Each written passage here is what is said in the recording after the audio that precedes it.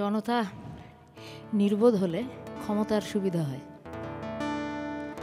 তো আমাদের প্রায়ই আমাদের যারা বন্ধুবান্ধবেরা রাজনীতি করেন তাদেরকে বলতে শুনি যে নেতারা বলেন যে দেশের জন্যে সদা সর্বদা জীবন দিতে প্রস্তুত থাকিও।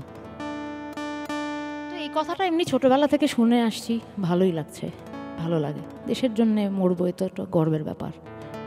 তো হঠাৎ করে একদিন মনে হলো যে আচ্ছা, স্বাধীন দেশে আমাকে কিসের জন্য মরতে হবে? আমার এই জায়গাটা ভালো লাগছে না।